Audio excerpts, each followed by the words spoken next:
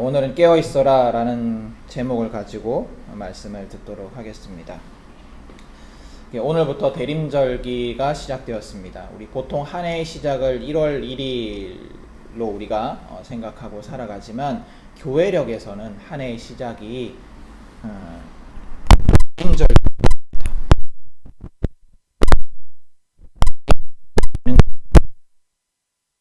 대림절 우리가 이제 기억을 해야 되는데요. 대림절은 예수님이 이 땅에 오신 것을 기념하며 다시 오실 예수님을 고대하는 절기입니다.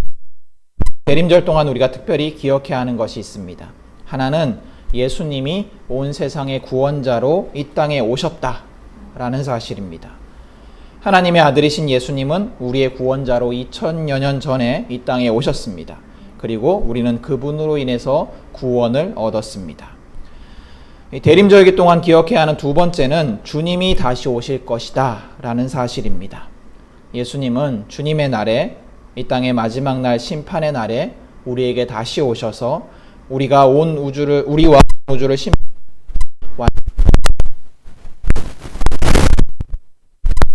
완전하게 만드실 것입니다. 우리는 그날을 고대해야 합니다. 그래서 그 의미를 되새기는 절기가 바로 대림절임을 우리가 기억을 해야 합니다. 그래서 대림절기를 통해서 우리는 세 가지를 기도해야 합니다. 첫째는 하나님이 우리의 삶에 임재하시기를, 그래서 우리의 삶을 간섭하시기를 간구해야 합니다. 우리가 언제나 하나님의 인도하심 아래 있기를 여러분들이 기도하시기를 바랍니다.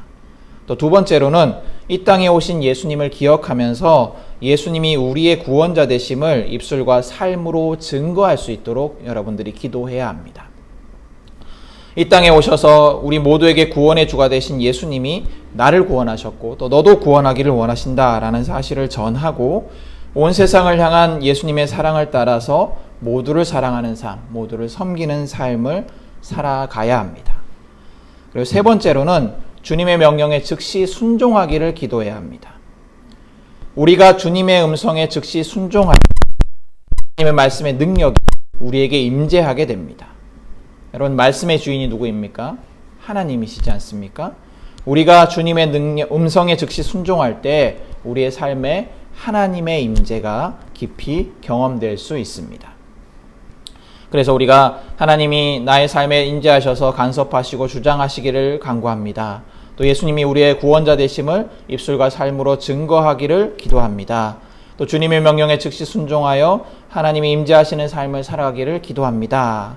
이렇게 세 가지 기도를 통하여서 대림절기를 또 준비하고 나아가는 우리 모두가 될 수 있기를 간절히 소망합니다. 여러분, 그 종말에 대한 기독교적 음모론이 있습니다. 주로 요한계시록에 나오는 666이라는 짐승의 표에 관한 내용입니다. 그래서 요한계시록에 보면 잘 아시죠? 짐승의 표를 받은 사람은 심판을 받고 이 표를 받지 않은 자들은 구원을 받았다. 이런 내용들이 나옵니다. 근데 이제 요한계시록을 볼 때 우리가 주의해야 하는 것이 있는데 이 요한계시록은 어떤 역사서나 이런 것이 아닙니다. 그래서 사실적 문장을 담고 있는 것이 아니고 상징 언어로 된 책입니다. 비유의 책이라는 거죠. 그래서 실제 사실을 기록한 것이 아니라 요한이 본 환상을 묘사한 겁니다. 하나님께서 요한에게 환상을 보여주시면서 하나님의 뜻을 실제 세상의 언어로 할 수 없는 그 환상을 보여주시면서 이야기를 하시는 거죠. 그래서 이 짐승의 표를 실제 세상에 존재하는 어떤 표식이다라고 생각하는 것은 건전한 신학이 아닙니다. 대부분의 정통적이고 모든 전통적이고 건전한 신학자들은, 교단들은 이것을 실제 표로 생각하지 않습니다. 그런데도 아직도 많은 사람들이 짐승의 표에 대해서 이것이다 라고 주장을 합니다. 그래서 예전에는 이게 문신이다, 바코드다, 또 신용카드다, 이러다 요즘에는 베리칩이다, 이렇게 믿고 있습니다. 심지어 자신을 선교사라고 하는 사람들이 그런 것들을 퍼뜨리고 다닙니다. 제가 이제 기억을 해보면 이 짐승의 표 666에 대한 초기 처음의 주장이, 제가 기억하기로 처음의 주장이 문신이었던 것 같아요. 문신을 받으면 이게 짐승의 표다. 그러다가 이제 좀 더 시간이 지나니까 이제 신용카드다. 이거 신용카드를 쓰면 안 된다. 그러다가 이제 바코드를 쓰면 안 된다. 그러다가 이제 베리칩이 됐어요. 그래서 되게 재미있었던 게 이제 그 바코드나 이런 거를 받으면 안 된다 이런 책이 있거든요. 옛날에 그런 책들이 있었거든요. 근데 책 뒤를 딱 돌려보면 바코드가 이렇게 적혀 있어요. 찍어야 되니까. 네. 근데 이게 좀 발전을 하는 것 같아요. 이제 예전에는 문신, 바코드, 뭐 신용카드 이런 얘기를 했었는데 이제는 그런 얘기는 안 하고 베리칩을 짐승의 표다라고 얘기를 합니다. 이게 베리칩이 뭐냐면 이게 상품명인데요. 이게 몸속에 삽입하는 송수신 장치 같은 것인데 이 칩을 통해서 개인정보를 확인할 수 있고 또 개인정보를 통해서 결제 같은 것도 가능해질 수 있는 그런 장치입니다. 그래서 여러분들 그 반려견 같은 거 보면 이제 그 칩을 삽입을 하잖아요. 그래서 유기되거나 길을 잃었을 경우를 대비해서 이제 그 주인의 정보를 삽입한 칩을 삽입을 합니다. 식별칩 같은 거를 삽입을 하는데 이런 것과 비슷한 것이라고 생각하면 될 것 같습니다. 그래서 이제 그 음모론자들은 뭐라고 얘기를 하냐면 이것을 세상의 정부에서 몸에 삽입하도록 이제 강제할 건데 그걸 거부해야 된다라고 주장을 합니다. 이 베리칩을 받으면 이제 그게 짐승의 표기 때문에 구원을 못 받는다는 거죠. 그래서 악한 세상의 정부가 그리스도인들을 구원에서 멀어지게 하기 위해서, 구원에서 앗아가게 위해서, 구원에서 탈락하게 하기 위해서 이런 것들을 할 것이다. 그래서 우리가 깨어 있어서 그런 것들을 받으면 안 된다. 이렇게 주장을 합니다. 그리고 이제 이 칩을 통해서 악한 사탄의 세력이 우리를 통제할 것이다. 이렇게 얘기를 합니다. 근데 이 칩이 만약에 모든 사람들에게 이제 삽입이 된다면 이게 이제 정부가 개인의 삶을 통제할 수도 있을 것 같긴 해요. 근데 이제 이것이 가능한 일이든 말든 그 위험성과 상관없이 이것은 성경이 말하는 짐승의 표와는 아무 상관이 없는 것입니다. 그렇지만 지금도 뭐 베리칩이 가짜다, 짐승의 표가 아니다 라고 누가 이제 뭐 온라인에 글을 쓰면 아니다, 진짜다, 뭐 아무것도 모르는 거짓 선지자다 이렇게 하면서 막 댓글을 다는 그런 사람들이 많이 있습니다. 이런 기독교적 음모론은 주로 누구들한테 인기가 많냐면 기독교인들한테 인기가 많아요. 기독교를 믿지 않는 사람들은 별로 반응하지 않는데 기독교인들에게 인기가 많습니다. 그게 왜일까 생각을 해보면 이 믿는 신자라고 하면서도 마지막 날에 대한 두려움이 있기 때문이 아닐까라는 생각이 듭니다. 이게 참 이상한 일입니다.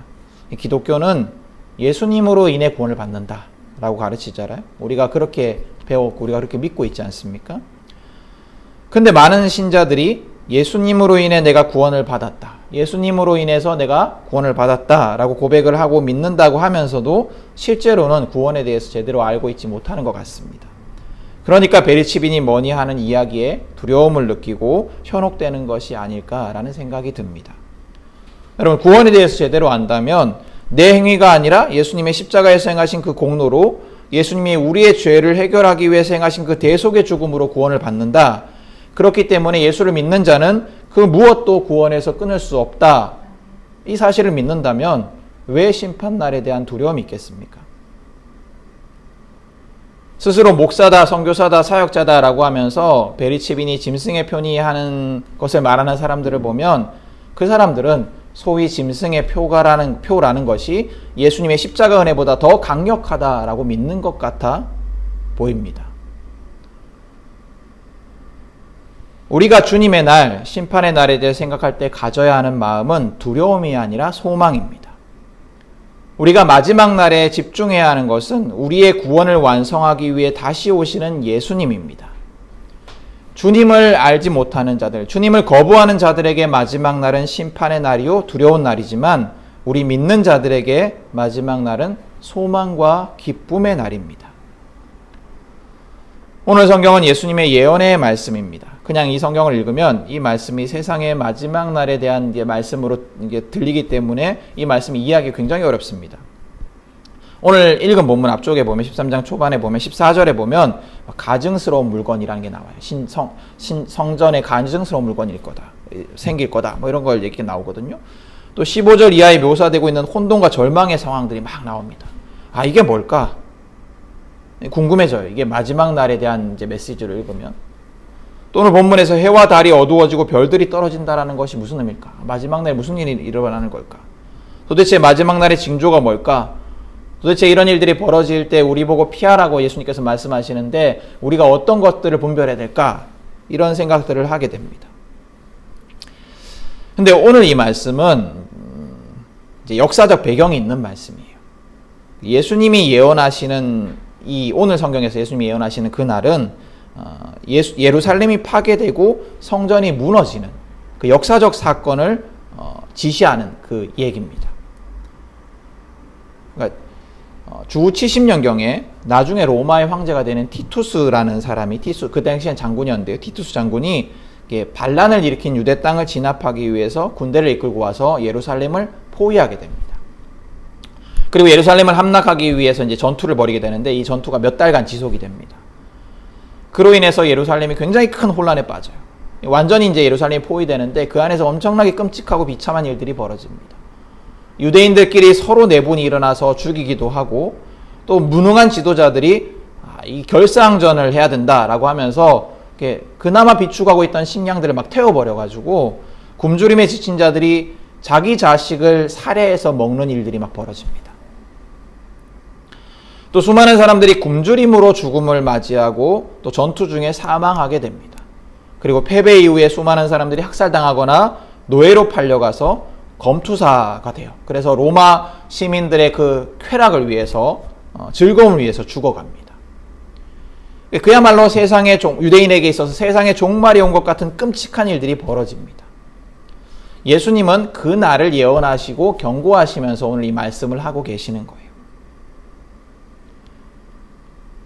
근데 그래도 이해되지 않은 많은 부분들이 있습니다. 26절에 보면 특별히 26절에 보면 인자가 큰 권능과 영광에 쌓여 구름을 타고 오실 것이다. 오는 것을 볼 것이다. 라고 예수님께서 말씀을 하시는데 이게 어떤 의미일까? 예수님의 재림을 얘기하고 있는 것 같지 않습니까? 이 말씀이 요한계시록에도 나오고 뭐 누가복음에도 나오고 여러 군데 나오거든요. 예수님의 재림을 이야기하고 있는 것 같아요. 근데 아까 제가 이게 70년경에 서기 70년경에 예루살렘 파괴에 대한 얘기다라고 말씀을 드렸잖아요. 그러면 그렇게 생각해 보면 70년에 예루살렘이 파괴될 때 예수님이 이미 이 땅에 계시지 않으셨잖아요. 죽고 부활하셔서 하늘에 계시잖아요. 하늘에 가셨잖아요. 승천하셨잖아요. 그리고 그때 재림하시지도 않았어요. 그죠? 70년경에 예수님께서 재림하셨다 이런 사건 없잖아요. 그럼 이게 무슨 의미일까? 이 다니엘서 7장 13절에서 14절에 보면 다니엘이 본 환상을 기록하고 있는데요. 여기에 보면 인자가 구름을 타고 나오는 내용이 나와요. 어떻게 기록되어 있냐면 제가 읽어드릴게요. 내가 밤에 이러한 환상을 보고 있을 때 인자 같은 이가 오는데 하늘 구름을 타고 와서 옛적부터 계신 분에게로 나아가 그 앞에 섰다. 옛부터 계신 분이 그에게 권세와 영광과 나라를 주셔서 민족과 언어가 다른 뭇 백성이 그를 경배하게 하셨다. 다시 한번 읽어드리겠습니다. 내가 밤에 이러한 환상을 보고 있을 때에 인자 같은 이가 오는데 하늘 구름을 타고 와서 옛적부터 계신 분에게로 나아가 그 앞에 섰다. 옛부터 계신 분이 그에게 권세와 영광과 나라를 주셔서 민족과 언어가 다른 뭇 백성이 그를 경배하게 하셨다. 여기에 보면 이 환상에 보면 다니엘이 기록하고 있는 환상에 보면 인자가 하늘 구름을 타고 오는 장면이 나옵니다. 근데 여기에서 인자가 하늘 구름을 타고 온다는 의미가 뭐냐면 이 세상에 오신다 이런 의미가 아니고 하나님께로 간다라는 의미예요. 하나님께로 간다. 그래서 인자가 하나님께로 가서 하나님이 주시는 권세와 영광과 나라를 받아서 모든 민족에게 경배를 받는다. 그런 의미로 이제 기록되고 있어요. 그러니까 인자가 구름을 타고 온다라는 것은 뭐냐면 인자가 하나님의 권능을 받아서 모든 사람들로부터 모든 백성들로부터 경배를 받는다. 찬양을 받는다. 이런 의미인 겁니다. 그래서 인자가 온다는 것은 재림이 아니라 인자가 하나님이 주시는 권세와 영광과 나라를 받아서 모든 민족이 그를 경배한다. 이런 의미라는 거죠. 다시 말하면 예루살렘 성전이 무너지는 사건이 온 세상 모든 민족에게 예수님의 복음이 선포되는 사건이다라는 의미입니다. 그러면 이제 27절 말씀과도 이제 잘 이어져요. 27절을 보시면 제가 앞으로 돌려서 같이 한번 보겠습니다. 27절에 보시면 이제 인자가 큰 권능과 영광에 쌓여 구름을 타고 오는 것을 볼 것이다. 그때 그는 천사들을 보내어 땅 끝에서 하늘 끝까지 사방에서 선택된 사람들을 모을 것이다. 라고 되어 있는데 27절 의미와도 잘 이어져요. 그러니까 인자가 예수님께서 하나님의 권능을 받아서 모든 민족들이 이제 그를 찬양할 것이기 때문에 예수님께서 천사들을 보내셔서 사방에 선택된 사람들을 모을 것이다. 복음을 선포할 것이다. 복음에 선택된 자들을 모을 것이다. 이런 의미가 되는 겁니다. 그래서 예수님의 복음은 성전을 중심으로 한 당시의 율법적이고 폐쇄적인 신앙과 반대되는 것이었어요. 그래서 예수님께서 돌아가실 때 성전의 휘장이 막 찢어지고 이러지 않습니까? 예수님은 우리의 제사장이요 중보자가 되셔서 우리가 더 이상 인간 제사장을 거치지 않고 하나님을 만날 수 있게 하셨습니다. 우리는 예수님을 통해서 이제 더 이상 제사를 드리거나 또 사제에게 의탁하거나 그렇게 해서 하나님께 나가는 것이 아니라 예수님을 통해서 누구의 도움 없이도 하나님을 만나서 하나님과 교제할 수 있게 되었습니다. 그리고 우리가 제물을 바치지 아니하고 예수님의 그 보혈의 공로로 하나님께 나아갈 수 있는 그런 권한을 얻게 되었습니다. 이게 예수님의 복음이에요. 성전 중심으로 한 복음과 반대되는 예수님의 복음이에요. 그래서 성전이 무너지는 것은 그 성전 중심의 그 신앙, 그것이 무너지고 예수님 중심의 복음이 온 세상에 유대인들뿐만 아니라 이방인들에게도 선포되어 본격적으로 온 세상을 구원하는 사건이 되었다라는 의미입니다. 결국 오늘 본문은 우리에게 뭘 말씀하고 있냐면 예수님이 예루살렘 성전의 파괴를 예언하시면서 깨어 있어야 한다. 주인이신 하나님께 집중해야 한다. 언제 오실지 모를 주인을 기다리며 깨어 있듯이 그렇게 예수님께 시선을 두고 살아야 한다라고 말씀하고 계시는 내용입니다. 만약 그렇다 한다면 그럼 이 말씀이 우리에게는 어떤 의미일까요? 과거의 역사적 사건에 대한 예수님의 예언이 우리에게는 어떤 의미일까요?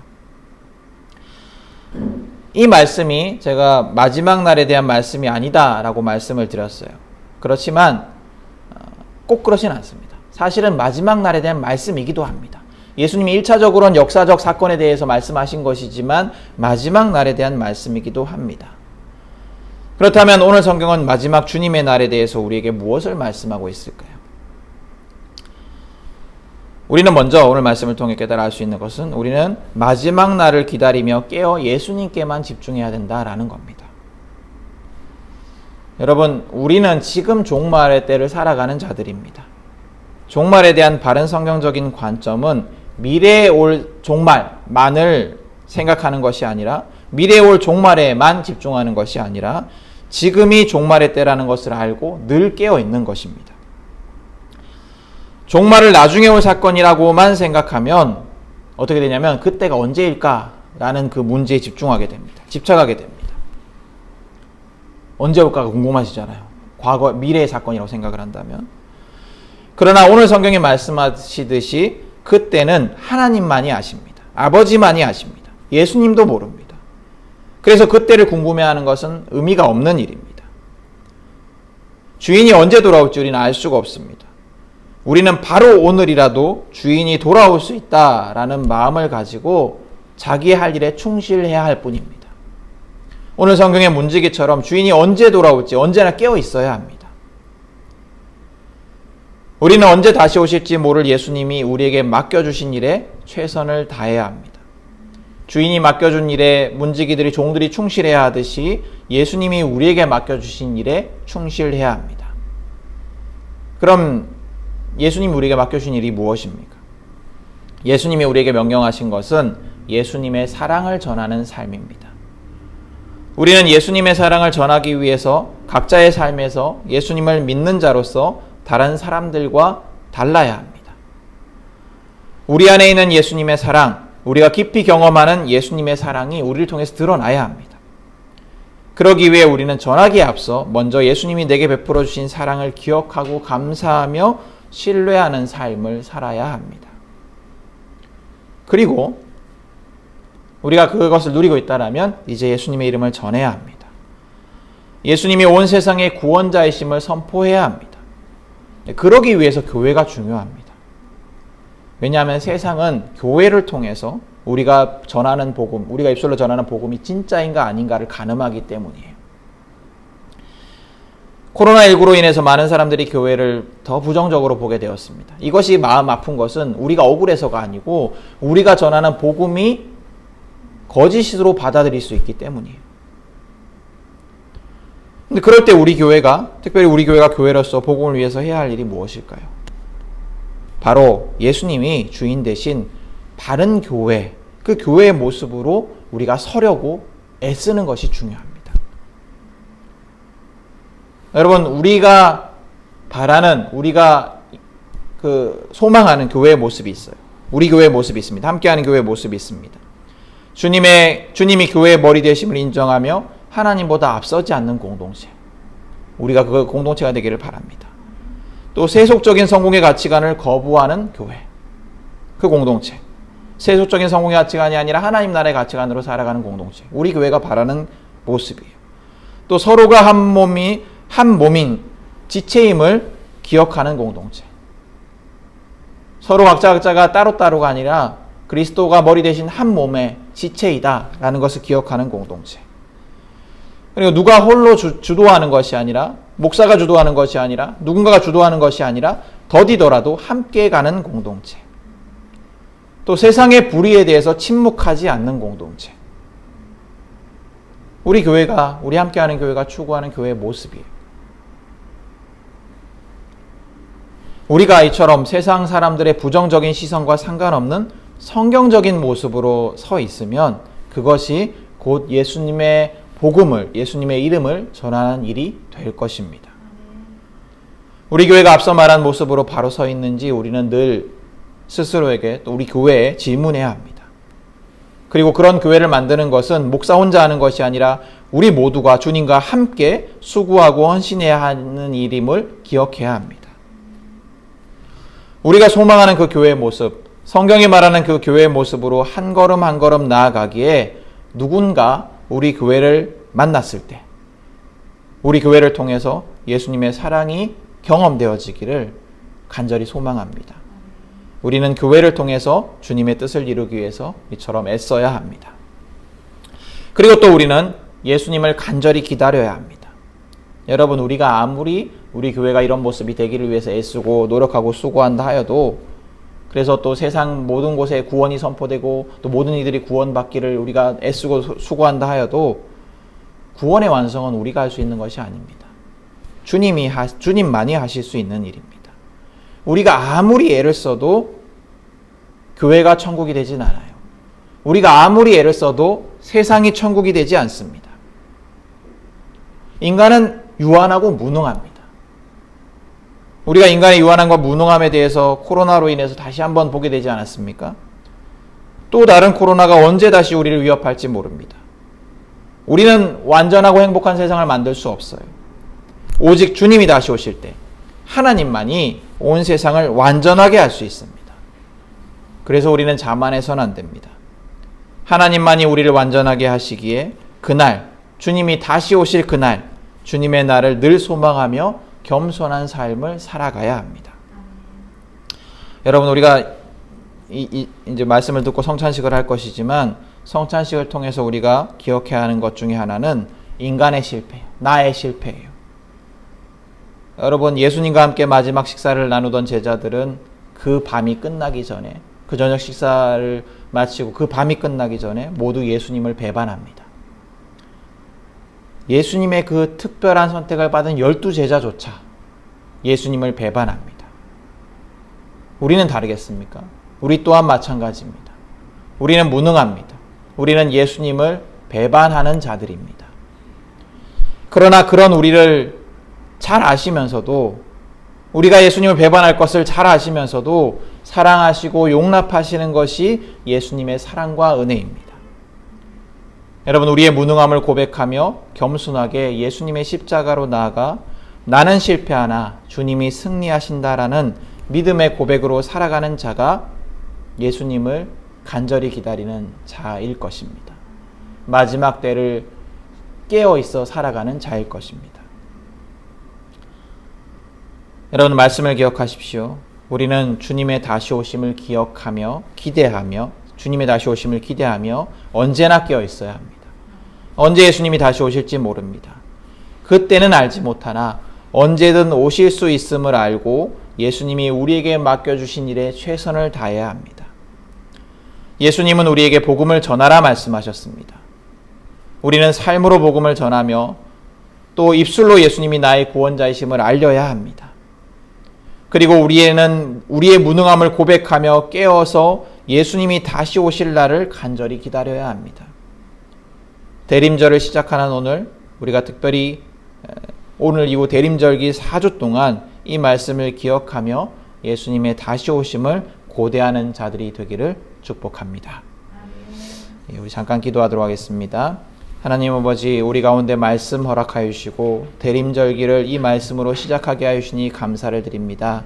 주님, 우리가 이 대림절기 동안 주님의 다시 오심을 간절히 소망하며 이미 오신 예수님을 증거하는 삶을 살아가는 자들이 되게 하여 주시옵소서. 감사드리며 예수님의 이름으로 기도드립니다. 아멘.